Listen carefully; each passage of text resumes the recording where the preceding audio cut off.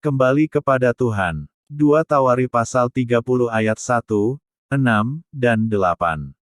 Kemudian Hizkia mengirim pesan kepada seluruh Israel, dan Yehuda, bahkan menulis surat kepada Efraim, dan Manasye supaya mereka datang merayakan Paskah bagi Tuhan, Allah orang Israel, di rumah Tuhan di Yerusalem. Maka berangkatlah pesuruh-pesuruh cepat, ke seluruh Israel, dan Yehuda, membawa surat dari raja, dan para pemimpin, dan mengatakan sesuai dengan perintah raja, "Hai, orang Israel, kembalilah kepada Tuhan, Allah Abraham, Ishak dan Israel, maka ia akan kembali kepada yang tertinggal daripada kamu, yakni mereka yang terluput dari tangan raja-raja Asyur.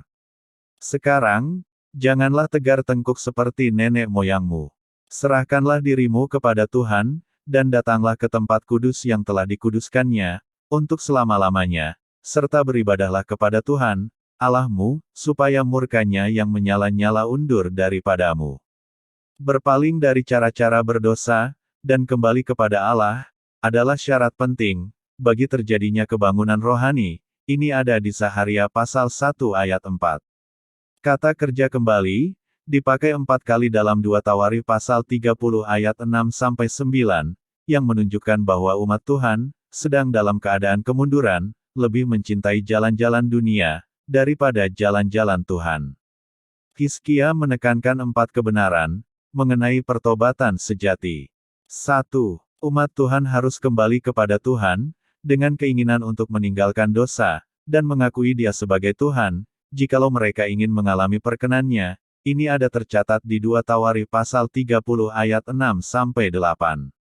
Tuhan tidak akan kembali, dan memberkati umatnya selagi mereka senang dengan dosa. Hosea pasal 5 ayat 4 dan 15.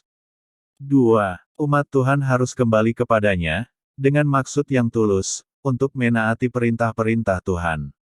Jika umat Tuhan tidak meninggalkan cara-cara dunia yang berdosa, dan mengejar kemurnian hati, dan ketaatan kepada firman-Nya, Tuhan akan mendatangkan malapetaka, dan kebinasaan atas mereka, dan keluarga, seperti yang tertulis di 2 Tawari pasal 30 ayat 7 dan Matius 5 ayat 13.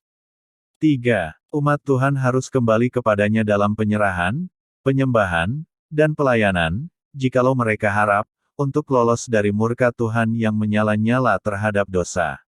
Istilah serahkan dirimu kepada Tuhan, secara harfiah berarti berikanlah tangan kepada Tuhan. Tangan diberikan sebagai tanda ketaatan, dan kesetiaan mutlak kepada Tuhan, dan jalan-jalannya yang benar. Ini dapat kita temukan di 2 Raja-Raja pasal 10 ayat 15, lalu Esra pasal 10 ayat 19, dan Yehezkiel pasal 17 ayat 18.